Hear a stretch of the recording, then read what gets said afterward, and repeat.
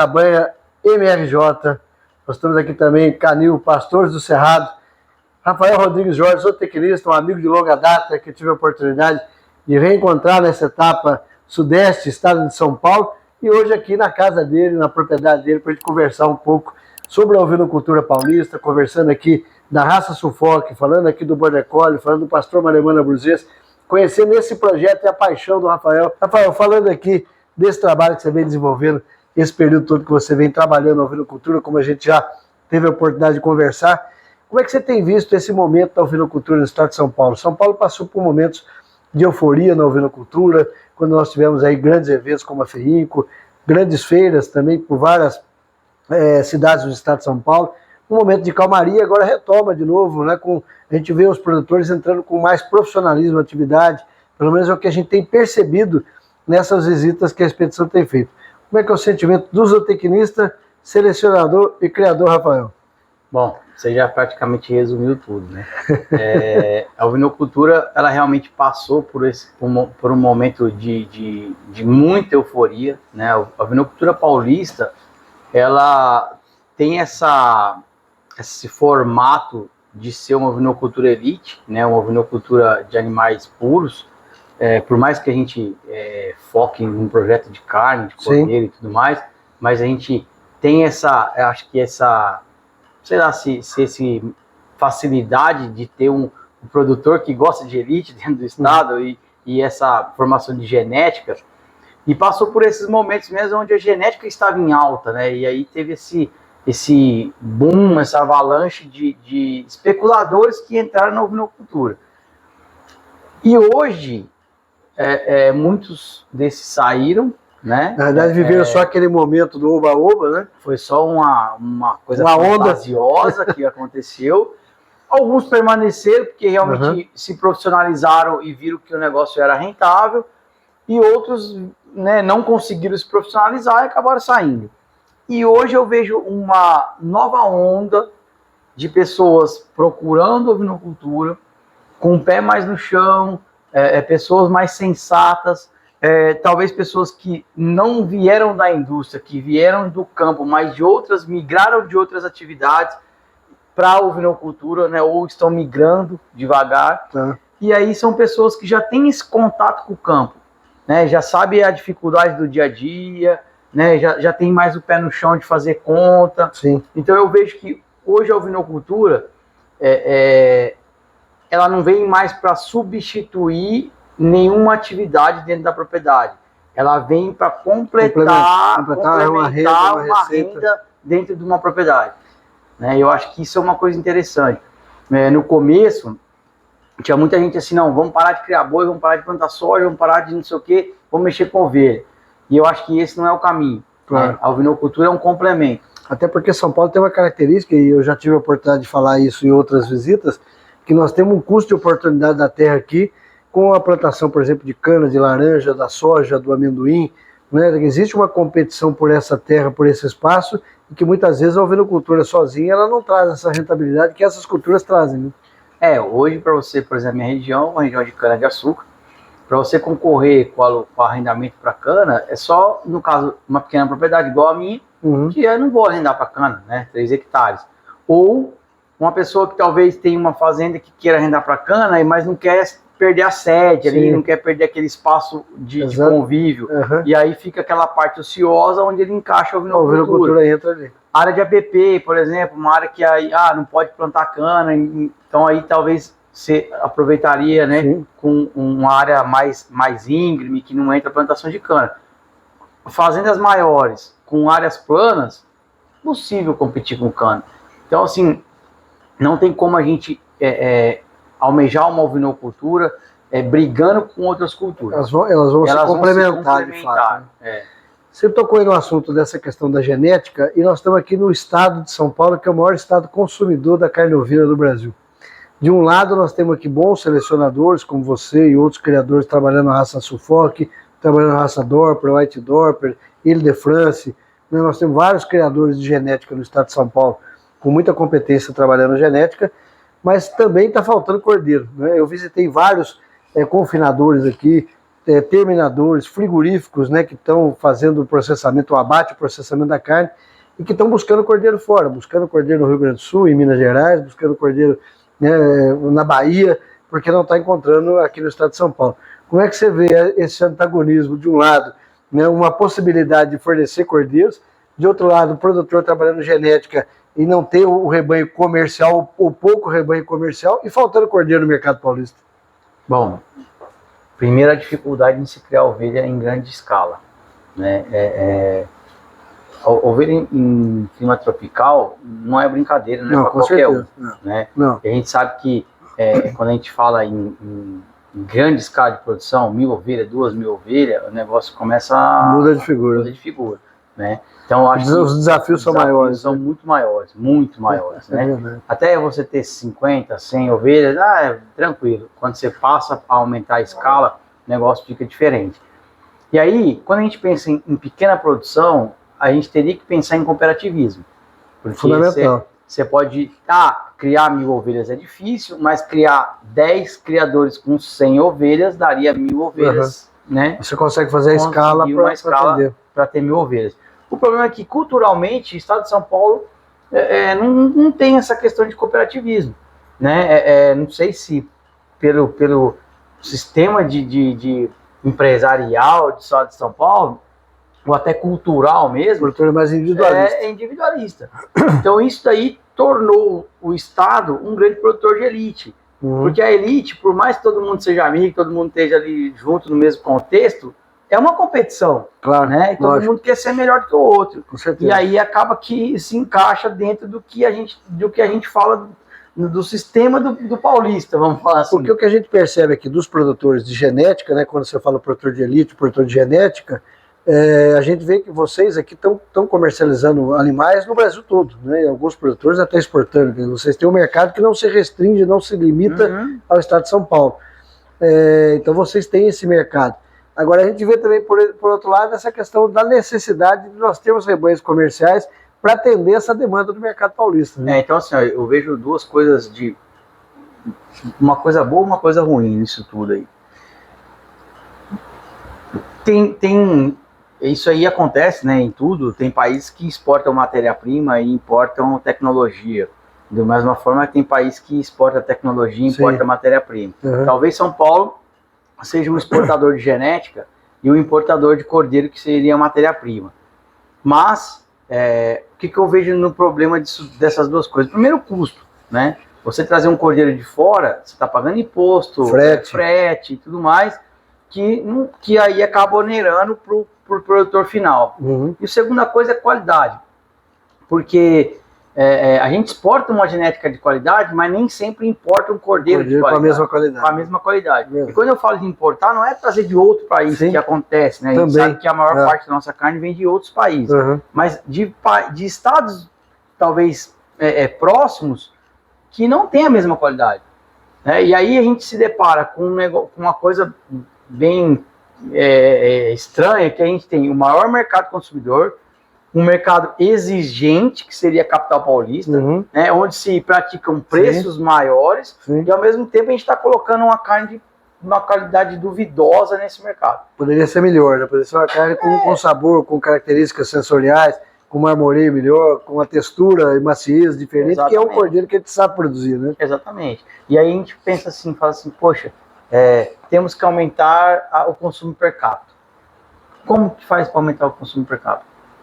Não adianta fazer propaganda de uma coisa que a gente nem tem para fornecer. Né? Porque uma coisa é eu fazer uma propaganda, eu trago você aqui na minha casa, vamos comer uma carne gourmet, beleza. Aí você fala para mim, onde eu compro isso aqui? Eu falo, não sei. Porque não tem no mercado. Né? Então assim, o primeiro passo é conscientizar o produtor que ele tem que produzir um produto de qualidade para colocar no mercado.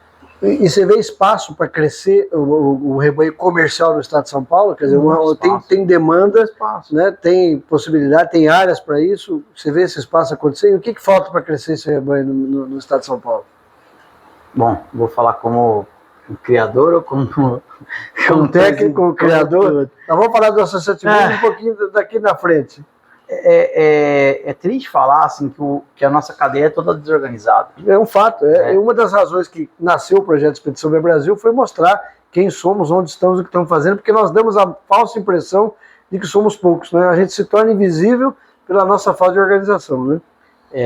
Eu estava comentando ontem com o criador na exposição que nós estávamos, que hoje a bovinocultura de corte está vivendo um momento áureo, né? Sim. Arroba 330, 350, sei lá quanto. A arroba do cordeiro está 450 e ninguém fala nada. 465. Isso já não é de agora. Não, nós estamos vendendo esse preço 15, 50 quilo vivo desde 2 anos.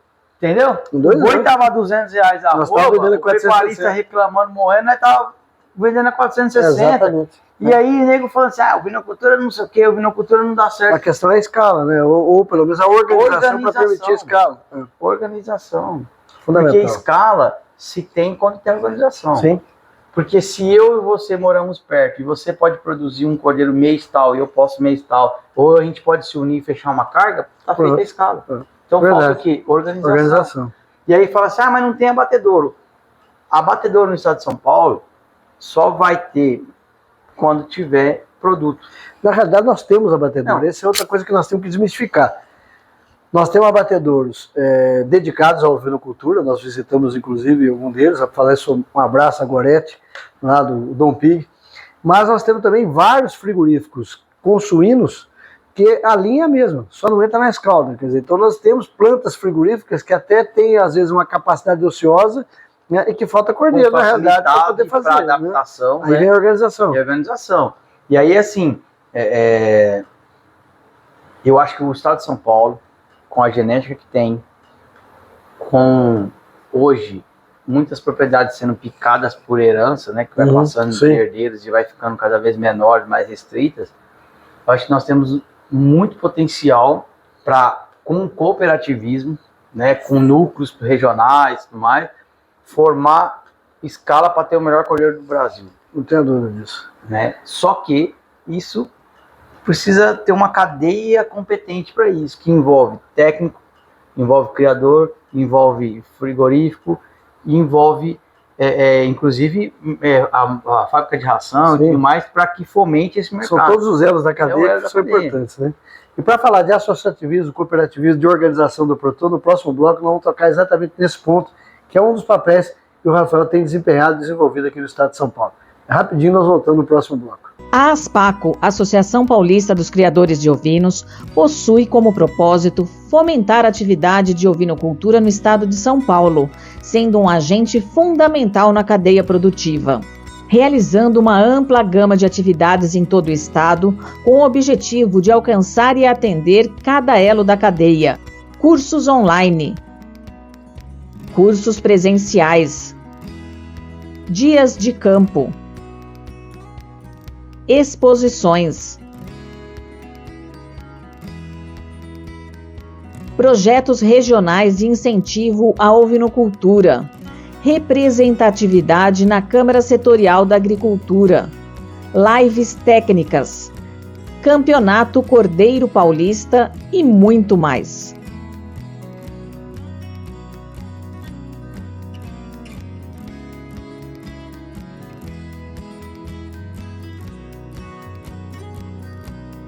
Conheça mais sobre nossos trabalhos, entre em contato ou venha nos visitar.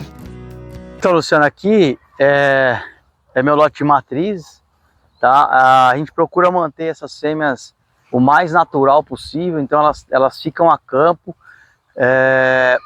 Nós temos um sistema aqui de um semi-rotacionado, na verdade, que a gente acaba que cada piquete aguenta uma carga, tem um certo tipo de dias, né? Então não é uma coisa tão certinha como deveria, mas elas estão sempre a campo. O meu rebanho, ele é 100% a campo com relação a fica dia e noite realmente no pasto, né? A gente tem os cães que tomam conta, mas não tem instalação, barracão, nada. O tempo todo a campo. Todo o tempo a campo.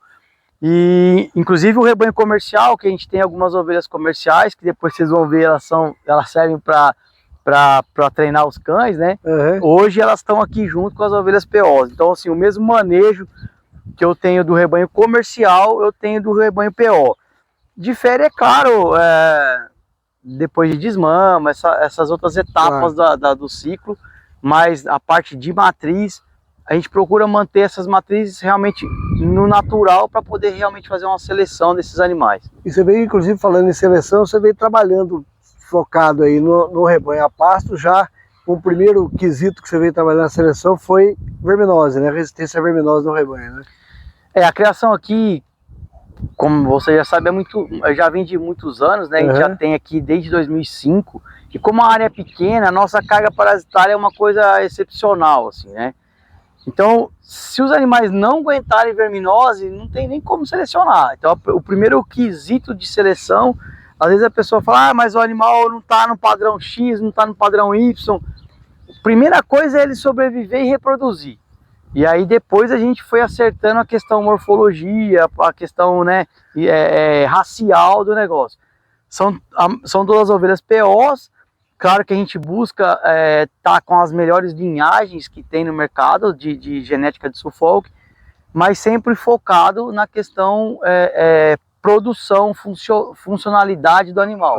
Né? O animal tem que estar a pasto, tem que aguentar o clima. Nós estamos num clima que é quente, né? Em determinada época do ano é muito úmido, mas tem a época do ano que é muito seco. Então tem que sobreviver aqui, não adianta. Você foi trabalhando esses animais nessa condição, na sua condição de manejo, na condição de clima, e buscando a funcionalidade aí do Suffolk. E a dificuldade maior, talvez, seja a introdução de genética, né? Porque a gente sabe que o Suffolk ele é difundido no Brasil, mas os grandes criadores estão em São Paulo e Paraná e Rio Grande do Sul, né? E aí quando você traz um animal de diferentes regiões e diferentes manejos, isso aí é complicado. Porque assim, por mais que o indivíduo se adapte, mas talvez eu não sei o que aconteceu com a geração passada desse animal, né? Então aí, quando eu vou falar em usar um reprodutor e segurar as filhas desse reprodutor, é uma coisa meio complicada. Então a gente tem que estar sempre em constante adaptação desses animais. Nós vamos até falar desse trabalho que você está fazendo de formação do rebanho com os seus animais aqui, exatamente focado nessa adaptação. Nós vamos conhecer detalhes daqui a pouquinho desse trabalho Rafael Jorge fazendo aqui na propriedade, aqui no município de Pirapozinho. Rafael, por onde a Expedição BR Brasil tem passado, nós vimos aí muitos produtores, uma boa parte dos produtores, trabalhando raças semilanadas ou de pelo mais curto, como o caso do Dorp, White Dorp e as suas cruzas, né?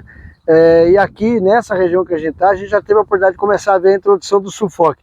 No seu caso, por que da escolha da raça Suffolk? Como é que você vê a raça Suffolk nesse trabalho para a produção de cordeiros? Quando eu comecei a minha criação, eu era recém-formado, né? Fui estudar sobre raças e eu quis uma raça que ele tivesse um princípio mínimo de adaptação, né? Mas sem perder a questão de qualidade e produção de carne. E aí quando eu me deparei com o Suffolk, que é um animal de pigmentação escura, né? Ele tem a pele preta, a lã clara, que é um princípio de refletir a luz solar e ao mesmo tempo resistência ao calor com as extremidades escuras. E é um animal inglês, que falar em qualidade de alimento na Inglaterra, né? Todas as raças, tanto de bovino, qualquer coisa que vem na Inglaterra, eles preconizam essa questão de qualidade, né? Então, assim, é uma carne de muita qualidade e eu, na época, vi isso com bons olhos e achava, e tenho agora a certeza, que tem muito para agregar na questão da produção de cordeiro no Brasil. Você acredita que a introdução da raça, seja ela a própria Suffolk isolada ou a cruza dela com outras raças, como é que você está vendo a introdução dela, principalmente aqui em São Paulo, Paraná, Rio Grande do Sul, né, que a raça está mais difundida? Quando a gente fala em produção de cordeiro hoje, eu acho que na maior parte do Brasil a gente fala em animal terminado em confinamento, né, que é o cordeiro prime, o cordeiro precoce. E aí nós estamos falando de uma das raças que mais ganha peso em confinamento e ao mesmo tempo é uma das melhores carnes que a gente tem no mundo. Então a gente está unindo um animal que vai te dar um retorno no coxo, né? Porque hoje a conta é em quilos de alimento convertido em carne. Sim. E sem perder a questão de qualidade.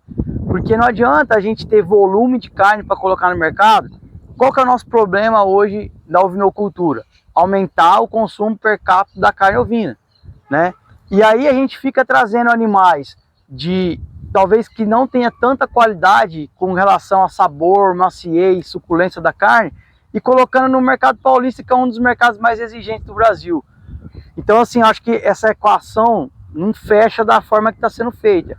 Então, acho que uma das ferramentas para se melhorar isso daí seria a introdução de raças europeias, no caso, o Suffolk é uma delas, com cruzamento com raças adaptadas, né, que é o princípio do gado hoje, claro. Né? Hoje o gado usa o Angus ou outras raças europeias, cruzamento industrial. Né? Então a gente tem a ferramenta, basta só equalizar isso daí e aprender a usar. Inclusive aqui no meio desse lote aqui, você já falava com a gente, você tem aqui o centro de treinamento também da raça Border Collie, daqui a pouco nós vamos falar dos cães Border Collie. Tem algumas mestiças aqui, cruza Suffolk, você utiliza para o treinamento, que já tem resultado, inclusive de produção de cordeiro aqui, com essa heterose que você falava agora, né? Tem, a maioria das ovelhas você vai ver aqui, ó, essa ovelha, por exemplo, é uma ovelha meio sangue com santinês, ela é deslanada, mas ela é filha de Suffolk PO. Aquela outra ovelha lá, ela é uma 3/4, ela é filha dessa ovelha com um reprodutor Suffolk, e ela continuou sendo deslanada. Uhum. Aqui a gente tem a ovelha também meio sangue, 3/4, que essa aqui deu uma capinha de lã. Então assim, quando se bem trabalhado, a gente consegue unir a questão de adaptação com a qualidade de carne. Então dá para se fazer um rebanho misto com animais com meia lã, com animais deslanados e agregar nessa questão de qualidade de carne e produção de carne, né? E aqui nós estamos vendo aqui um lote de fêmeas de matriz, tanto PO quanto mestiço, totalmente a campo, dia e noite a campo, com bom score corporal, com bom desenvolvimento, né? Já mostra toda essa adaptabilidade da raça aqui nas suas condições, né? A nossa região é uma região, uma altitude baixa, né? É muito quente na maior parte do ano, praticamente, quente. Né? Muito quente nisso. A gente está aqui no sol, Luciano, você que vem lá, você está sentindo, você não é adaptado, né, Luciano? Mas os meus animais já estão há muitos anos sendo criados aqui e a gente já está conseguindo um resultado muito bacana. Até uma curiosidade que as pessoas às vezes não entendem é que a lã é um isolante térmico. Exato. Então o animal é lanado, o animal está com lã, não vai no sol. Muito pelo contrário. O animal, ele consegue ir no sol porque a lã protege ele da alta temperatura. Exatamente. Também. Qual que é a diferença? A questão de troca de temperatura, né? Quando você olha uma ovelha PO respirando, ela ventila muito mais vezes do que uma ovelha mestiça. Aí dá aquela impressão de que ela está ofegante, cansada, né? E aonde está a diferença nisso? Essa ovelha transpira, né? E aquela ovelha faz troca de temperatura pela respiração. Então ela precisa ventilar mais vezes para poder se manter com a mesma temperatura. Exatamente. Mas não é que, nossa, ela não está aguentando a temperatura, não. É a característica da raça. É uma característica da raça. Em função disso. Tá? Nós estamos vendo detalhes desse lote aqui, um lote de fêmeas PO e também fêmeas mestiças, aqui do criatório do zootecnista Rafael Rodrigues Jorge, município de Pirapauzinho, aqui no estado de São Paulo. Vamos lá para conhecer mais detalhes e conhecer aqui o manejo também dos machos reprodutores aqui da propriedade. Rafael, no seu sistema extensivo aqui que você tem trabalhado, o rebanho, você teve o cuidado de fazer também para facilitar o manejo, corredor central, os piquetes laterais, né, e o piquete, a porteira do piquete fecha o corredor, facilitando assim o manejo do dia a dia, né? Sim, como aqui também a gente tem a utilização dos cães como ferramenta de trabalho, eu quis fazer o formato do sistema para que facilitasse também o trabalho dos cães e que um profissional só conseguisse fazer todo o manejo sozinho. Perfeito. Né? Então, eu idealizei um corredor central que liga a um centrinho de manejo ali. Tá. E alguns piquetes já tem coxo, os piquetes do fundo tomam água no coxo aqui do meio para não precisar levar água até o fundo. Tá. E aí realmente cada colchete do piquete eu consigo fechar e ele libera o corredor. Então quando os animais estão nesse piquete, eles ficam ao abro e aí eles têm acesso ao manejo e voltam para o piquete. Normalmente, em épocas que eu não tenho muito manejo, esse piquete fica fechado, que como o piquete tem água, para evitar os animais ficarem andando e formação de lama e tal, para evitar a questão de problema de casco. Né? Então eles ficam mesmo no pasto, porque senão fica toda hora andando aqui no piquete, no corredor e acaba formando lama. Mas, para facilitar, quando a gente deixa aberto, o cachorro de lá vem aqui, já busca o rebanho, já leva para lá. Eu não preciso vir aqui para abrir o piquete. Né? Nós estamos vendo aí os animais que nós estávamos vendo há pouco aqui, que estão a pasto, né? Já estão nesse piquete que está aqui, nesse conjunto aqui de piquetes que estão nesse corredor. Isso facilita o trabalho com os cães, o trabalho também de quem, né, que a pessoa que está cuidando, né, e também para os animais, né, para você trabalhar, se for o caso, a rotação de piquetes, se você quiser trabalhar a rotação. Né? Isso, aqui assim, como eu disse no início, é um semi-rotacionado, então a gente vai mudando de acordo, tem capins variados, então a gente acaba que muda de acordo com o capim, e o manejo é diário, então isso facilita muito. Todo dia a gente leva as ovelhas no centro, dá uma olhada nas ovelhas e tal, e aí qualquer pessoa, não precisa ser um expert, vem aqui, abre, manda o cachorro, busca as ovelhas, ficou muito prático esse manejo aí. Com certeza. Então detalhes aqui dos piquetes aqui no sistema extensivo, Cabanha MRJ, município de Parapozinho, com o criador Rafael Rodrigues Jorge. Rafael, a gente como criador, como técnico, a gente sempre bate na tecla da necessidade dos produtores terem um mínimo de estrutura necessária, principalmente para fazer o manejo do rebanho, né? Você estava comentando com a gente aqui que você aliou várias necessidades numa só estrutura, né? Explica um pouco para a gente esse trabalho. A minha estrutura é a mais simples possível, né? A gente não tem barracão para fechar a ovelha, nada, mas é claro que a gente tem uma estrutura mínima para poder facilitar o manejo. Então, mais uma vez, como a gente utiliza os cães, eu fiz uma forma aqui de um centrinho que uma pessoa sozinha com o seu cão consiga fazer um manejo simples aqui, tanto de vermifugação quanto de vacina, de qualquer coisa que vá fazer. Então aqui eu tenho um cochetinho normal, que já vinha uma sequência da cerca aqui, eu aproveitei. Essa cerquinha aqui, a gente fez toda de muro, por questão dos cordeiros, quando eu vou apartar cordeiro, vou manejar cordeiro, ficava varando a cerca, aí tem que pular para cá tocar, então a gente já fez muradinha, para não ter esse problema. A gente pode tacar só os cordeiros separados da mãe aqui dentro e mexer com eles que não tem problema nenhum. Aí eu venho com os animais aqui, o cachorro empurrando. Eu tenho a opção de soltar as ovelhas para o piquete e deixar até isso aqui aberto para manejo. E automaticamente eu fiz esse portãozinho em formato de um funil para ir pro tronco, que é um pé dilúvio. Na verdade, um tronco e um pé dilúvio. É um tronquinho com um pé dilúvio. A gente deixa a correntinha fechada, o cachorro vem conduzindo. Quando eu vou vacinar, quando eu vou fazer alguma coisa, eu fico lá na frente mexendo e o cão empurrando as ovelhas e passa direto pro pasto. Na época que você precisa efetivamente passar o rebanho aqui pelo pé dilúvio, você tem inclusive um manejo que você comentava com a gente aqui, que você faz com a cal, né? Aqui quando é época de muita umidade, que é no caso agora, a gente faz uma solução, né, ou com formol ou com sulfato de cobre, e na frente é cal, que aí o animal passa aqui no produto, a gente segura um pouquinho para eles ficarem um tempinho aqui no produto, depois eles passam no cal para selar esse produto e vai para o campo. Na época da seca, eu deixo sempre com cal, sem o produto aqui. As ovelhas, quando vêm para o centro de manejo aqui, eu obrigatoriamente elas passam no cal. Acontece duas coisas, uma que está sempre ali desinfetando o pé e tal, para evitar a frieira, evitar um problema maior, né, de casco, e outra para elas já acostumarem a passar dentro do tronco, né, para quando a gente for manejar já tá mais fácil o manejo. Perfeito. Tá bom? Nós estamos vendo um detalhe aqui, né, dessa criatividade que o Rafael teve aqui de fazer ao mesmo tempo um tronco de manejo, o pé dilúvio, utilizando na época das águas com o produto, na época das secas com o cal, né, onde os animais passam, fazendo aí acesso aos piquetes, o corredor que a gente acabou de ver ao fundo, facilitando aí todo o manejo aqui da propriedade no dia a dia manejo sanitário, nós vamos falar daqui a pouquinho de mais detalhes. Então aqui a gente vai simular, só para vocês entenderem mais ou menos como é que funciona esse centrinho de manejo nosso aqui. Como eu disse, a gente utiliza como ferramenta, né, o auxílio do cão, tanto o cão de guarda de rebanho quanto o cão condutor, né?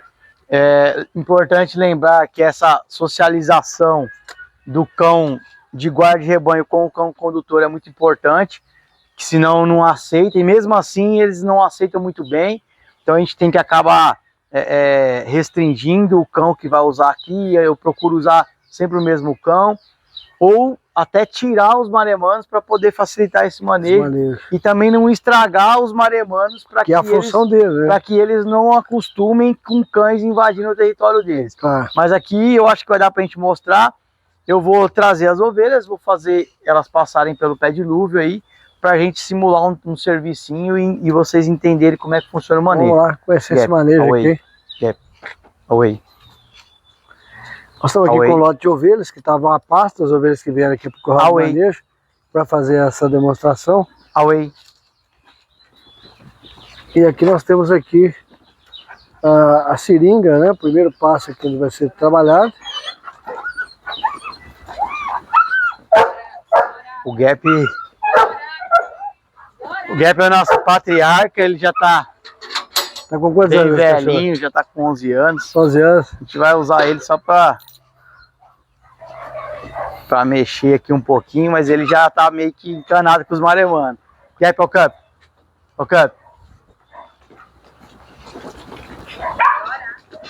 Lembrando, gente, que se vocês observarem os maremanos ali, eles estão incomodados com a presença do Border Collie.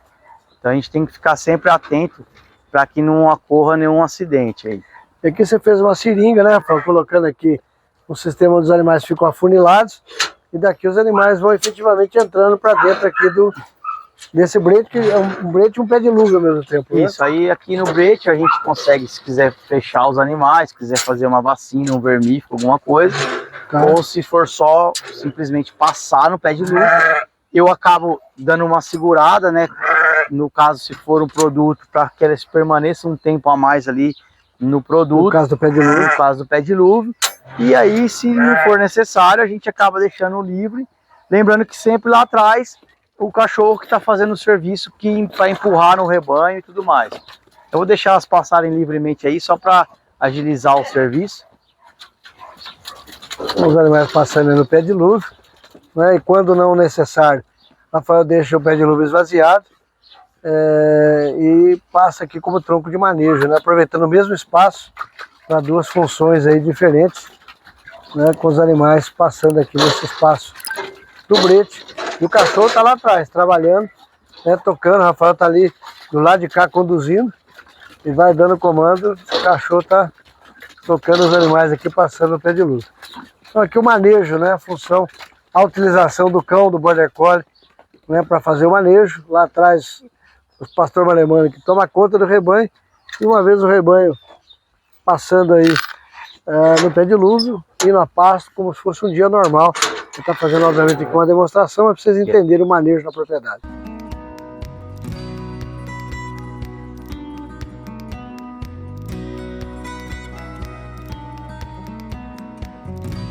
O que a gente vê nesse Border Collie, que é um dos mais velhos aqui do canil, do Rafael, já não está mais trabalhando, né, Paulo? Fica mais aqui. Esse aqui tá aposentado, virou nosso pet. É o mascote aí? É o nosso pet. Mas hoje a gente eu acho que tem que prestigiá-lo, né? Deixar ele aparecer no vídeo aí. Com certeza. Nós estamos vendo aqui o manejo que está sendo feito aí com as ovelhas, e aqui como a gente pode ver também o pastor malemano junto aos animais. Rafael, falando aqui da raça Suffolk, caracterização, detalhes, né? O que você destacaria na raça Suffolk, pensando no criador comercial que está produzindo cordeiro para o mercado? Bom, nós estamos aqui com o nosso grande campeão aqui da Cooper Show. Nós acabamos de retornar da feira lá ontem, né? E ele se consagrou lá o grande campeão. Bom, quando se fala de Suffolk Brasil, né, que é o que a gente vem preconizando hoje, se trata de um animal mais compacto, né, um animal mais precoce, é o que a gente vem buscado muito, essa questão de precocidade, um animal mais próximo do chão, que teoricamente já é um animal mais rústico. E se falando de Suffolk, qualidade de carne, né? É uma das raças que mais imprime essa questão de qualidade, sabor de carne, suculência, maciez. Quando a gente fala de carne, às vezes a gente acha que é só quantidade, né? Só peso. E a raça Suffolk é uma das raças de excelência aí na questão de qualidade de carne. Então quem quer produzir um Cordeiro Prime, tá aí um modelo de raça para isso daí. Bom, nós estamos vendo aqui esse reprodutor, né, grande campeão na Cooper Show, que tem características, inclusive, que você estava destacando para a gente em relação ao comprimento do dorso-lombo, arqueamento de costela, né, uma boa conformação de musculatura que imprime, né, principalmente se for trabalhar a raça Suffolk, animais fêmeas cruzadas, a gente já tem um resultado, uma heterose muito interessante, né? Hoje, com esse biotipo, né, desse Suffolk brasileiro, a gente busca esse tipo de animal, um animal comprido, uma área de olho de lombo, né, tanto larga, né, quanto comprida, e com peças, né, tanto de paleta bem preenchida e um posterior aí que possa transmitir essa questão de precocidade, né? O animal, hoje a nossa base materna seria uma raça santinês ou cruza santinês Dorper, que acaba sendo um animal um pouco mais longilíneo. E aí a gente usaria um reprodutor Suffolk, que seria realmente como raça pai, para imprimir essa questão de precocidade nos animais.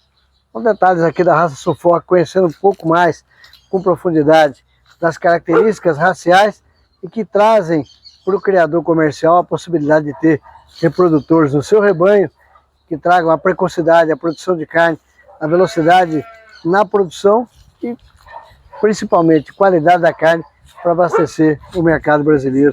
Bom, como a gente vinha ressaltando aí a questão da precocidade, estamos aqui com uma borrega de 6 meses de idade, já está com seus 60 quilos. 60 quilos você mesmo. 62 quilos aí, que é filha desse reprodutor.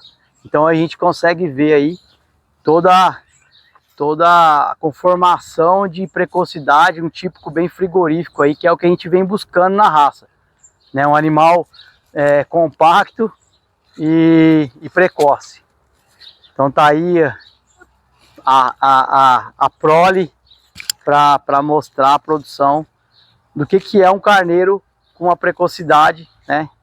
Que ele consegue imprimir essa precocidade nos filhos dele. Que são características que a gente quer, por exemplo, um rebanho comercial, levar um reprodutor desse nas fêmeas comerciais, é o resultado que nós estamos vendo, é esse aqui que está na sua frente aí, né, Rafael? Sim, inclusive quando se trata de heterose, né, a gente vê isso muito mais evidente. Verdade. Né, porque quando a gente faz acasalamento com raça pura, a gente sobe de degrau por degrau, né, e quando há uma heterose, a gente tem um ganho muito maior, um ganho compensatório muito maior. São características aí da raça Suffolk, precocidade, são animais aí que trazem, imprimem essa qualidade genética que a gente busca para um rebanho comercial de produção de carne. Rafael, você vai iniciar um trabalho aqui agora do manejo reprodutivo. E, entre outras tantas preocupações, há uma preocupação de preparação do reprodutor para esse manejo reprodutivo. E tem um detalhe que você vai mostrar para a gente aqui agora de preparação, não é isso? Isso, Luciano, assim, ó, esse reprodutor já era para ter sido introduzido, né? Mas como nós estávamos em época de campanha e preparação para a exposição, ontem foi o regresso dessa última feira que ele ia participar, e agora hoje começa, propriamente dita, a nossa estação de monta. Então um dos quesitos que seriam um pré, né, para introduzir ele no rebanho, é claro que antes já foi feito um andrológico, para ver se esse animal está apto à reprodução realmente, para poder começar a estação de monta. E uma segunda coisa seria pintar esse animal para que ele marque as ovelhas, identifique, né, facilite a identificação dessas ovelhas que ele está montando. Então, como é que é feito essa identificação? Nós utilizamos aí uma forma mais simples, que é a tinta xadrez, né, uma tinta em pó, normalmente uma coloração iniciando com uma cor mais clara e posteriormente passando por umas colorações mais escuras. Ok. Óleo de cozinha normal, não queima a pele do animal, não dá alergia, não tem problema nenhum. A gente faz uma pasta e essa pasta é passada diariamente no peito desse animal, para que quando ele monte a ovelha, essa ovelha fique marcada e a gente consiga identificar a ovelha que foi coberta. E aí uma observação sua diária no rebanho, para ver qual ovelha está sendo montada. Isso, tá aí pintada, né? diariamente essas ovelhas passam aqui no nosso centro de manejo, nós fazemos as anotações das ovelhas que foram marcadas e aí que a gente consegue acompanhar a evolução dessa estação de monta. E depois de um período você vem com o ultrassom para confirmar aquela prenhez. Isso, a estação é feita com 60 dias, né? Com alteração de 4 cores para identificação das ovelhas, mas com 30 dias, as ovelhas que já foram cobertas no primeira quinzena, a gente já começa a fazer o ultrassom para poder ver se já está emprenhando ou não, até para avaliar a qualidade da monta que está sendo feita. Rafael, até para a gente poder, para quem está acompanhando aqui, entender, né, uma estação de monta de 60 dias, a ovelha teve a oportunidade de 3 vezes no cio, né? Ou 3 vezes ela teve a oportunidade de ciclar. E por isso a mudança de cor. Porque se ela, numa primeira monta, não vier a emprenhar, na segunda monta, com uma nova cor, você tem uma nova marcação e assim sucessivamente, né? Isso. Isso no rebanho comercial fica muito fácil de identificar as ovelhas que vêm sendo cobertas e retornando ao cio. E isso facilita para você saber, na hora de parir, acompanhar, né, essas ovelhas que já emprenharam na primeira quinzena, na segunda quinzena, e aí a pessoa já consegue ter uma noção de quantas ovelhas estão prenhe e quantas ovelhas não estão prenhe. Qual que é o percentual que você utiliza do pó xadrez e do óleo nesse caso? Luciano, aqui é meio no olho, tá? A gente vai fazendo... a consistência. Então, a gente vai fazendo uma mistura aqui até ela ficar uma consistência pastosa. Pastosa.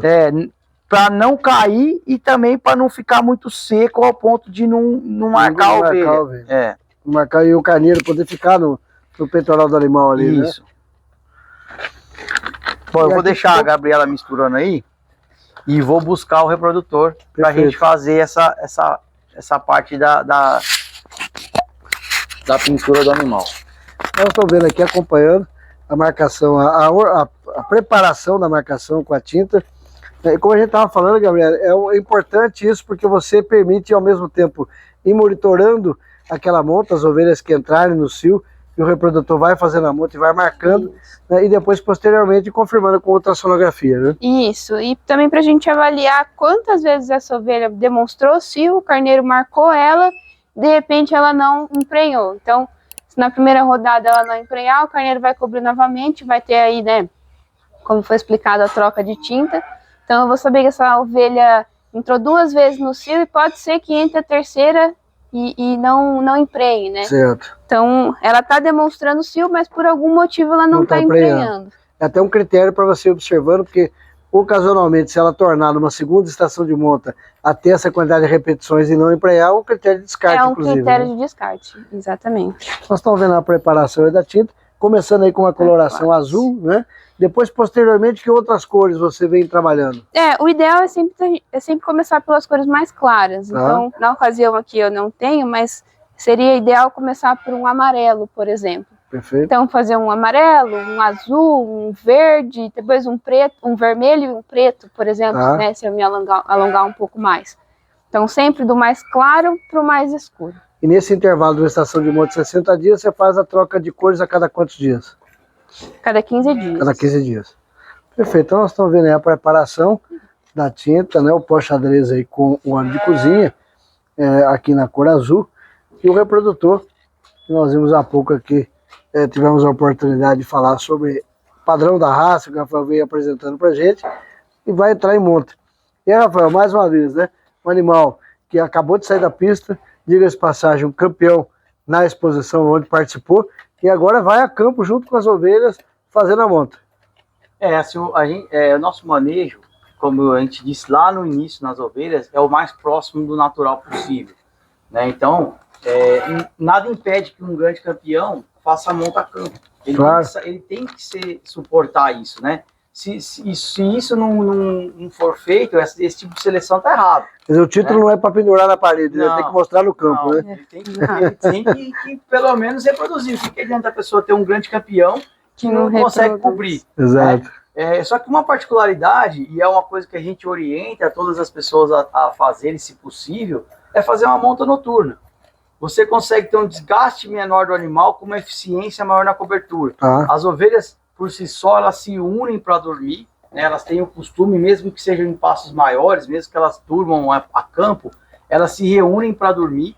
Isso facilita muito o reprodutor percorrer um maior número de fêmeas num raio menor.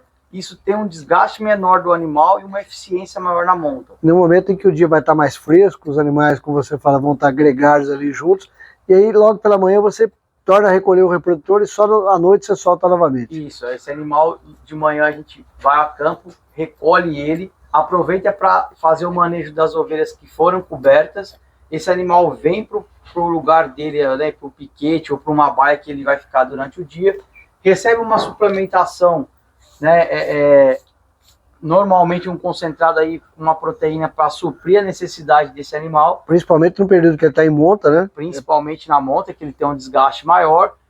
E uma particularidade aqui em casa é que a gente faz a utilização da abóbora, né? Tanto antes, bem antes da estação, quanto durante a estação. A abóbora tem o objetivo de pintar o animal também?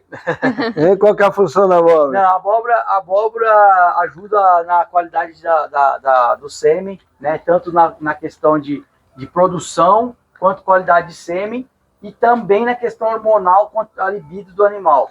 Né? Então, isso é uma coisa interessante, é um produto barato, acessível a todo mundo, e que ajuda muito na questão da eficiência reprodutiva. É interessante você falar isso, porque nem todos os produtores conhecem, né, essa função, né, ou essa funcionalidade da abóbora. No caso, que tipo de abóbora que você fornece para qualquer abóbora serve, ou ela tem que ter alguma característica, né, que ela traz esse resultado melhor? Na verdade, são duas coisas, né, da abóbora. O beta-caroteno e o carotenoide. Okay. Uma está na semente, outra no pigmento laranja. Então, assim, você pode usar qualquer tipo de abóbora, mas as abóboras mais pigmentadas vão trazer mais resultado. Elas vão ter mais concentração. Então, eu acredito que aquela abóbora mais laranja é uma abóbora que tem uma concentração maior de beta-caroteno, e isso vai aumentar a questão da eficiência da alimentação ali. Os detalhes da preparação do reprodutor antes, durante e pós o período de monta. A gente vai ver agora aí, logo na sequência, como é colocada essa marcação, essa tinta, para que o animal vá fazer então o período de monta, iniciando com a tinta azul. Bom, Luciano, como a gente tinha dito, vamos realizar a passagem da tinta no animal. Uma particularidade que eu costumo fazer é pintar o animal da mão para trás. Por quê? Quando você pinta na frente desse animal, talvez só dele ir lá rufiar a ovelha, ele já esbarra na ovelha. De repente a ovelha é uma ovelha menor que ele, já dá a impressão que ele cobriu. Então, quando a gente pinta da mão para trás, normalmente, se ele chegou a marcar, significa que ele chegou a saltar e fez a monta, né, efetiva. Então, a tinta não é grandes coisas, tá aqui a pasta, e a gente passa aqui na região. No popular, literalmente, é lambrecar o bicho com a tinta, né? Exatamente. E aí você vai ver que amanhã ele vai estar metade azul. Ele vai encostando na fêmea e vai ficando azul, conforme ele vai montando a ovelha. Amanhã tá no esborro. Então, tá aí também o motivo de eu não ter iniciado a monta antes da pista, porque acaba que fica difícil da gente depois tirar essa tinta com banho, né? E nesses 15 dias em que o animal vai ficar com essa cor, é necessário você reforçar novamente? De quanto em quanto tempo você reforça essa marcação? Luciano, se tiver em época de cio ativo, eu passo todo dia.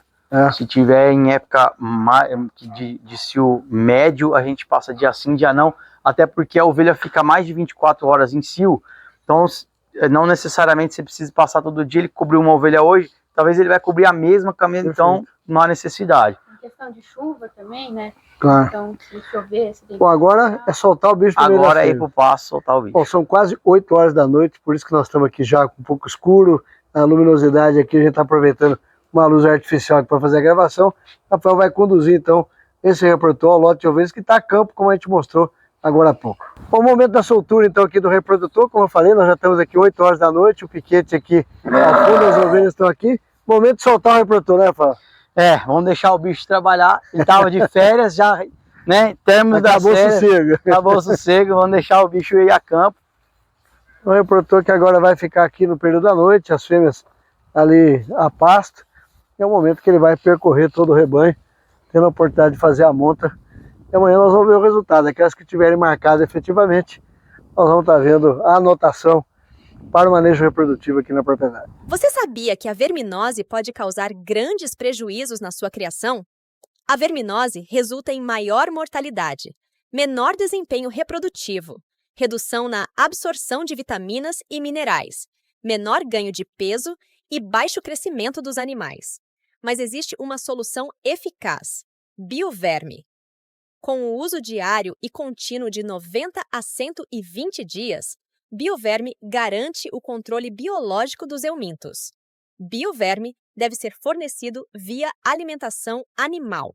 É uma inovação no controle biológico de eumintos, permitindo o controle da verminose sem o uso de produtos químicos.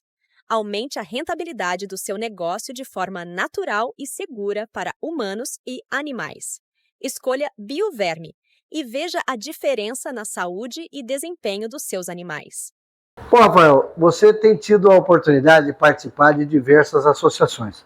Você faz parte da Associação dos Criadores do Border Collie, você faz parte da Cooperativa da Coopermota, faz parte da ACO, Associação Brasileira dos Criadores de Ovinos, Associação Brasileira dos Criadores da Raça Suffolk e é presidente da Associação Paulista dos Criadores de Ovinos. Esqueci alguma? Não. Acho que não. De pônei. De pônei. Eu esqueci de pônei, então tem de pônei. Bom, o fato é que você tem na veia, né, essa questão do associativismo. Como é que você vê o associativismo dentro da atividade da ovinocultura no estado de São Paulo e no Brasil como um todo? Bom, como nós já tínhamos falado no bloco anterior, eu não vejo uma ovinocultura sem o cooperativismo, né, que se encaixa no associativismo. Claro. Hoje eu estou na presença da Aspaco, que tem o seu papel dentro da ovinocultura brasileira. Sim, a Aspaco é uma das associações estaduais mais antigas e antigas do Brasil. Verdade. Que já passou por várias situações, né, épocas áureas de elite, épocas áureas da carne, épocas áureas de feinco, ovelha, enfim. Hoje nós vivemos uma situação mais amena, vamos falar assim, de tanto de sócios e de eventos, claro. Mas estamos aí na mesma pegada em incentivo à ovinocultura. Sim. Junto a isso, hoje eu sou diretor técnico da Associação de Suffolk, Associação Brasileira de Ovinos Suffolk, e a gente busca essa integração de elite, carne, cooperativa de abatedouros, ração, venda de cordeiro. Então acho que o trabalho é uma cadeia, né? Já tem acontecido algumas ações, algumas coisas nesse sentido, né? As coisas já estão caminhando, embora tímidas, mas estão acontecendo. Se falando de raça, eu acho que ainda está um pouquinho distante as associações de raça se coligarem com as associações estaduais para o fomento da produção de cordeiro. Porque, de fato, o seu cliente de comprador de genética é o produtor comercial. Né? Quer dizer, se nós olharmos ali a pirâmide, né, da produção, a genética está lá na ponta, mas a base da pirâmide é o produtor comercial. Né? E assim, se a gente pensar, vou falar da minha raça agora, né, não estou falando como presidente das PAC, vou falar como produtor. Claro. Quando a gente fala de Suffolk, a gente cria Suffolk porque a gente sabe da qualidade da carne, a gente sabe da capacidade de produção de cordeiro, né, da capacidade de ganho de peso. E quem que vai comprar meu reprodutor? E nós somos um grupo restrito de criador de genética. Né? Vai ficar trocando figurinha? Não. Claro, a gente tem que vender para o produtor de cordeiro. Até porque o produtor de cordeiro precisa dessa genética para cada vez mais aperfeiçoar e melhorar a produção. Né? Então, assim, se tratando de um produtor de Suffolk, eu espero e vou lutar para que a Associação do Sul-Folk se aproxime cada vez mais do produtor de cordeiro e das cooperativas. Fundamental. Né? Fazer trabalho dentro das cooperativas. Por exemplo, a gente citou a Coopermoto, que é uma parceiraça da Aspaco, né? Hoje é uma patrocinadora do Campeonato Cordeiro Paulista, que a Aspaco faz aí para fomento da produção de cordeiro. E de repente a gente fazer um trabalho junto, né? Tem um IZ aí do professor Ricardo, que faz vários trabalhos aí. O professor Rafael Bonilha lá na Unesp. Né? Nós temos um outro professor, o professor Evandro lá na USP, lá na Exalc, né? Em Piracicaba. A professora Sarita também, que está lá em Pirassununga. Existe um corpo técnico com universidades aqui muito também, competente, extremamente competente, né? Universidades privadas também. A gente tem que desmistificar e parar assim de ter egos com relação à raça. Verdade. A gente sabe o potencial de cada raça e qual a contribuição que essa raça vai dar para o mercado.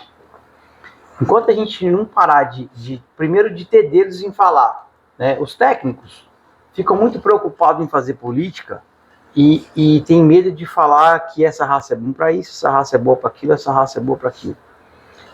E os pesquisadores também, de repente, ficam com dedos, ou talvez não tenha a oportunidade de trabalhar com rebanhos de todas as raças, porque a gente sabe a dificuldade acadêmica de se encontrar produtores que se disponibilizem a ceder animais e verba para custear isso tudo.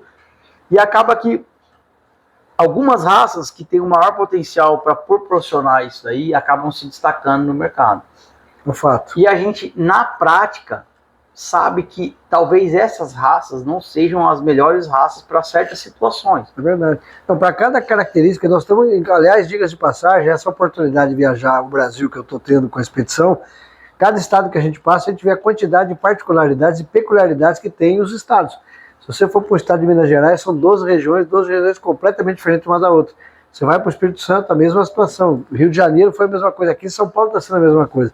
Cada região tem a sua característica e às vezes o seu vizinho de cerca, ele tem uma situação diferente da sua, que lá vai uma condição, uma raça adequada para o manejo dele, para você aqui tem uma situação completamente diferente. Sim. Então assim, hoje, agora falando como presidente da Aspaco, o que eu busco para a Aspaco e almejo aí, para o futuro, é que a Aspaco volte a fortalecer a questão da cadeia de cordeiro, importantíssimo. Que nós possamos cada vez mais ter parceiros como a Coopermoto, que não seja a única, que apareça outras cooperativas interessadas. Porque o estado é grande, tem atuação regional. Exato.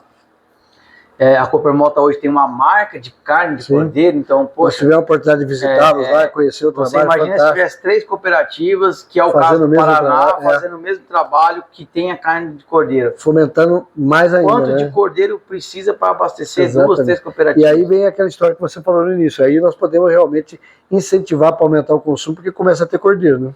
Exato. Né? As coisas começam a dar para adianta o Rafael vir aqui na região e falar, vamos criar cordeiro, não sei o quê. A primeira pergunta que o produtor faz, para quem que eu vou vender? Né? Quem vai comprar meu cordeiro? Então, assim, uma cooperativa te dá o respaldo de falar assim, não... Pode produzir que eu compro. Pode produzir que eu vou comprar. Eu garanto a compra. Né? Então, é o que a Coopermoto está fazendo. É o que a Coopermoto está fazendo. Então, isso eu acho importante.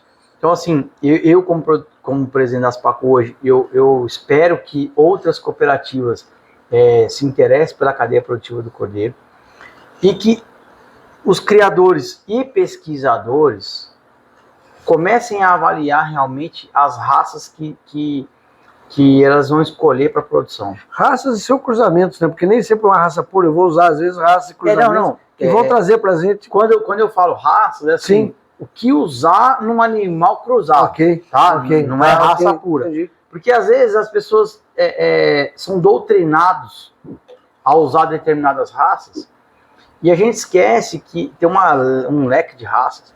E hoje, por exemplo, se a gente falar de bovinocultura, né, o cruzamento industrial, né, que é a introdução de uma raça adaptada como mãe, e uma raça europeia que é qualidade de carne. Terminal para poder fazer ali, ó. Que é uma raça pai. E veio um cruzamento que veio para ficar, né? Isso aí tá visto aí cada vez mais consolidado. Né? E hoje a gente tem um terceiro, né, que é o Wagyu, que é um leque acima, né? Então, assim, o mercado da carne bovina, ele tá primeiro era um animal só adaptado, que era um animal a pasto. Aí depois veio um cruzamento que aceitava um confinamento, te dava uma rentabilidade no confinamento. Uhum. E agora já tem um cruzamento terceiro, que além de ele te dar uma rentabilidade no confinamento, ele te dá um ganho diferenciado, que é um nicho de mercado Tem uma diferenciado. qualidade da carne diferenciada. Diferenciado. Né? Então, na ovelha, a gente ainda está brigando, porque a minha raça tem que ser melhor que a do fulano. É o que você falou, é pendurar os egos e trabalhar por uma ovinocultura cada vez mais profissional, técnica e de resultado. Né? Sim. Isso é Então, fundamental, assim, né? a hora que a gente entender que a raça tal ela é adaptada e a raça X tem uma qualidade de carne melhor e pode agregar em cima dessa e vai te dar um produto final que vai ter uma conversão melhor, uma qualidade de carne com sabor, suculência, maciez, que a gente vai poder agregar valor e colocar no mercado lá da capital, que é o mercado mais exigente, Sem dúvida. aí a gente vai começar a engrenar e a evoluir, né? O fato é que tem espaço para crescer em São Paulo, né? Nós temos aí várias instituições, tanto públicas quanto privadas, que nos dão a condição para fazer a ovinocultura alavancar e crescer dentro do estado. O que está precisando realmente é sentar com os diversos atores para a gente entender. A Expedição B Brasil veio para tentar provocar isso e a gente vai tentar, ao final da rodada aqui no estado de São Paulo, e eu queria já aproveitar a presença aqui do Rafael como presidente da ASPAC, agradecer a ASPAC pelo apoio e suporte que tem nos dado aqui durante toda a nossa visita aqui no estado de São Paulo, junto aos criadores, né, divulgando, nos ajudando a levar a Expedição B Brasil até os criadores.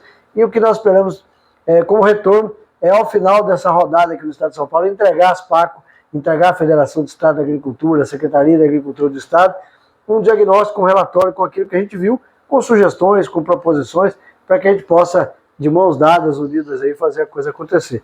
Rafael, nós estamos aí também nesse propósito, nessa rodada que a gente tem visto aí pelo estado de São Paulo, a gente tem visto aí a participação cada vez maior dos profissionais na ovinocultura. E aí, puxando a brasa para nossa sardinha, nós como zootecnista, você como zootecnista, sua namorada é zootecnista, depois ela pendeu um bocadinho lá para a veterinária, mas a gente vai dar esse desconto, não tem problema, depois nós vamos ver por que ela foi para esse lado.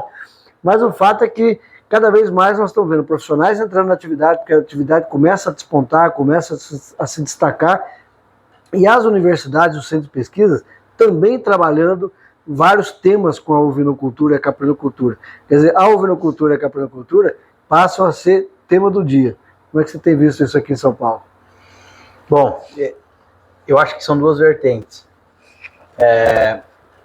As universidades, as principais universidades, elas têm a ovelha como, talvez até como facilitador de pesquisa, né? A gente sabe que muitos projetos são feitos com ovelha, mas não são feitos para ovelha, né? Sim. Então, também tem isso. Fala, né? A professora tal, a pesquisadora tal utiliza ovelha, ela utiliza ovelha, mas ela não pesquisa a ovelha, né? Então isso é um ponto que eu gostaria que realmente os pesquisadores utilizassem a ovelha para pesquisar ovinocultura e não para pesquisar qualquer coisa aleatória. Uma pesquisa aplicada à ovinocultura.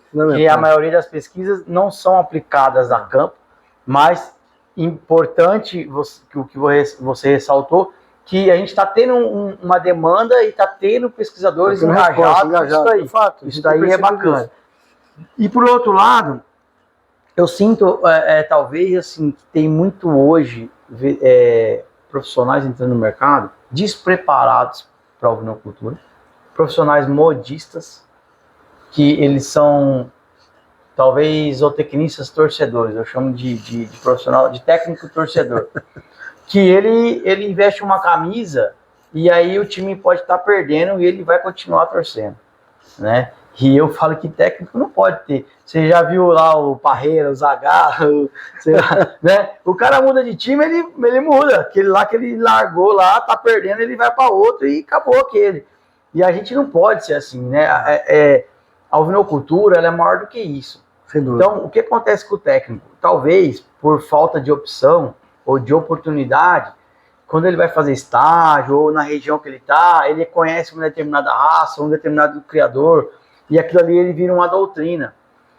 E ele não vai pesquisar a ovinocultura, ele foca naquilo e ele acha que aquilo é uma ele passa a verdade. preconizar aquilo como a única receita É uma disponível, religião que doutrina e o cara sai pregando aquilo ali. Fatos, Né? Isso aí é problema, porque o cara, a gente recebe muito grupo de estudante aqui na propriedade, e eu sempre pergunto, vocês conhecem de raça? Tá, conheço. Qual que é a origem? Aí, eu sei de que uma é tal, a outra, tá, e por que tem tal característica? Ninguém sabe. Então, assim, se você quer indicar uma ovelha, primeiro você tem que conhecer a origem, conhecer como é que formou a raça, a funcionalidade da raça. Por que formou aquela raça. Enfim, é o básico, para depois você vir falar que tal vermífugo é bom, que vamos usar remédio e tal, vamos manejo rotacionado. Cara, se você não sabe de raça, você nem tem que se considerar um técnico que vai dar assistência para a ovinocultura. Fato. E hoje, a maioria dos técnicos conhece uma raça só. Talvez duas, que é bitolado naquilo ali. Ficou bitolado. É doutrinado, né? Uhum. Então isso me preocupa um pouco, porque quando a gente fala em ovinocultura de corte, a gente estava acabando de falar em fazer cruzamento industrial, sim, e tudo mais, é uma coisa muito maior do que só aquilo ali. Só que eu acho até que não é culpa da pessoa. Realmente as maiores campanhas, as maiores oportunidades que são oferecidas no mercado são de raças específicas, e a pessoa, de vez de procurar um leque maior, ela se fecha naquilo e aí para por ali. E outra coisa, que tem muito professor de universidade hoje, que ele não conhece a ovinocultura. Ele conhece só o mundinho dentro da academia. E aí é só aquela academia, e a verdade dele é a verdade que ele vê no livro e na academia ali.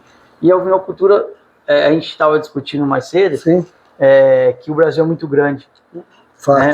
E que dentro do próprio estado, né? São vários países. A própria região é um país, né? Então, a questão de altitude, poucas pessoas falam em altitude. É verdade. E aí, quando a gente fala de uma raça específica, como a Suffolk, que a gente estava falando hoje, a altitude influencia muito. E sem considerar que o outro fator extremamente importante da ovinocultura é que antes de ser um pecuarista, nós temos que ser produtor de alimento, né? Quer dizer, aí clima, altitude, pluviometria, qualidade do solo, fertilidade do solo, vai influenciar significativamente até para definir o sistema de produção. Qual é o sistema de produção que eu vou adotar para daí eu pensar na ovelha, né? Porque a ovelha é a última coisa que eu vou trazer para dentro da propriedade. Exatamente. Planejamento precede muita coisa antes, né? Então hoje, quando eu penso em acadêmico voltado à ovinocultura, vou falar de novo da Aspaco. A Aspaco está de portas abertas, né? Sempre teve, já ofereceu estágio. Eu lembro nas épocas de FEINCO que nós tínhamos 15 estagiários por feira, que era aquela coisa que todo mundo queria fazer estágio com ovinocultura. Hoje, é claro, os eventos se enxugaram, e também os estagiários se enxugaram, mas nós estamos de portas abertas para assim, eu quero trabalhar com ovinocultura. Converse com a gente. Talvez a gente não consiga encaixar num estágio, mas eu consigo, de repente, ficar com a pessoa, passar um relato de vida para a pessoa, talvez. Inclusive, vocês têm promovido pelas PAC diversos eventos técnicos, né? Lives, treinamentos, capacitação, casqueamento, cursos diversos. Quer dizer, há uma diversidade de atividades que o acadêmico também tem oportunidade de participar. Isso, né? Sim, é aberto à academia, inclusive com preços convidativos para acadêmicos. E muitas vezes até os eventos são dentro da academia, né? Vocês têm feito muito evento com parceria com a academia. Com parceria com a academia. Só que assim, as pessoas vão ali talvez para receber um papel, um certificado. Né? Às vezes ele está lá no Zap, falta quebrando o assunto lá e não está nem sabendo o que está acontecendo lá na frente. Então, e assim, Luciano, você é um zootecnista, eu sou zootecnista, e a gente estava falando ali também que zootecnia é coração, né? Com certeza. Zootecnia não é profissão. Tem que gostar. O cara que achar assim, eu sou zootecnista porque eu tenho um diploma de zootecnia, ele está muito enganado. Ele tem que ser zootecnista paixão. De coração. Porque eu sou zootecnista em qualquer coisa. Eu crio passarinho, quero melhorar aquele passarinho. Eu tenho que ver a comida que ele está comendo. Então, se você for no meu viver de passarinho, meus passarinhos comem fruta, comem milho verde, comem não sei o quê. Então eu estou pensando na nutrição, na genética. Mas é só passarinho. Não, é um animal, eu quero melhorar. Isso é meu. Porque característica, né? Não é porque eu tenho um diploma de zootecnia. Porque se eu fosse para ser vendedor de ração, talvez eu não precisasse ser zootecnista. Eu poderia ser um bom vendedor. né? E eu não sou um bom vendedor, muito pelo contrário, eu sou um bom zootecnista, mas não sou um bom vendedor. E assim, ó, o que eu vejo hoje é que as pessoas entram na profissão, mas não tem aquela pegada de paixão. E ovelha, gado, cavalo, todo bicho tem que ter paixão, mas ovelha... É mais ainda, né? Ovelha viver, é aquela coisa fora, extrapola, porque senão você não verdade. persiste. É verdade. E o cara que não persiste não entende que ovelha. É verdade. O cara que não vai pro curral, o cara que não cura bicheira, o cara que não casqueia, o cara que não vê pari, que não arranca um cordeiro. Esse cara não é um profissional da área do ovelha. Nós temos um colega nosso que até poucos dias nós estávamos conversando num evento, ele falou que ele não conversa com quem não tem pelo menos 8 anos de ovinocultura, né? Tá vendo? Porque o cara que não assistiu, né? Não, porque o cara que não, assim, o cara fala, não, eu não tenho problema de verminose. Ah, tá, quanto tempo tem? Ah, eu tenho 2 anos, a passagem é nova. Tá começando a ter problema. Não tem nem verme. Ou então, né, então realmente, esse cara né, foi uma fala bem feliz que ele fez, porque realmente, se você nem viveu a ovinocultura, você vai conversar o quê comigo? Não dá para discutir. E aí, o que a gente está vivendo hoje? A era da informática, que eu acho muito bacana, Sim. porque até um simples produtor no norte, em qualquer lugar, ele consegue entrar no Google e pesquisar um vermífugo, pesquisar uma raça que talvez ele nunca teria acesso. Só que, ao mesmo tempo, nós temos os pseudos profissionais vendendo muita coisa. Vendendo informação do vendendo cara. Vendendo lote na lua. Verdade. Né? Tem que filtrar, né? Se ele chega no cara assim, o cara tá pregando uma coisa, aí você pergunta pro cara, cadê seu rebanho? Não, eu parei de criar. Qual cara que te dá assistência? Não, eu parei de dar assistência, porque agora eu tô me dedicando só a... Virou blogueiro de agora, se ele fosse um criador bom, ele não pararia de criar. Porque a paixão dele não ia deixar. Exato. Se ele estivesse tendo resultados na até para criação, mostrar como referência o dele, né? O dele. Se ele desse assistência bem e tivesse tendo resultado daquilo, ele tinha 2, 3, 4 produtores. Não, ele tinha tanta assistência que ele não ia precisar ter tempo para ficar criando blog no negócio. Ele ia estar toda hora ali no campo, ele não ia ter tempo. Ah, lógico, postar uma live ou outra, fazer um story ou outra, uma coisa. Mas ele não ia ficar ali fazendo conteúdo. Aí, você puxa o histórico do cara, acabou de sair da faculdade, nunca teve uma ovelha, deu assistência em 2 propriedades que já quebrou, já fechou. Todas as filmagens de vídeo é na casa dos outros. E o cara tá dando... É importante o produtor filtrar isso, né? Mas infelizmente... Às vezes não filtra porque nem sabe ter essa informação, até para buscar essa informação. Hoje em dia, Luciano, é muito bem feito a questão de marketing e a edição de vídeo. O negócio virou um show, né? Infelizmente, nós estamos fazendo um programa para a internet. Sim. Mas a gente sabe que se muito bem editado e cortado e não sei o quê, você só mostra o que é bom. Dependendo do contexto, você mostra só o que você quer mostrar. E isso daí, infelizmente, é a nossa profissão, que eu tenho um carinho muito grande e espero que a gente ponha o pé no chão e forme novos profissionais realmente apaixonados por ovinocultura. Esse contexto virtual e semi-profissional me preocupa um pouco. Nós vamos ter a oportunidade, com certeza, de ver cada vez mais profissionais, porque o produtor está buscando isso e ele vai naturalmente filtrar quem é bom, quem é ruim. Às vezes, muitas vezes, na dor, mas ele vai acabar filtrando, né? Rafael, Gabi, obrigado pela oportunidade. Foi um prazer a gente estar aqui. Rafael, prazer revê-lo. Você que acompanha a Expedição Bem Brasil, nos siga no Instagram, no Facebook, para acompanhar o dia a dia da jornada pelo país afora. E o vídeo completo dessa visita você vai assistir no canal do YouTube. Esperamos vocês lá. Até uma próxima oportunidade e a nossa próxima visita. Forte abraço.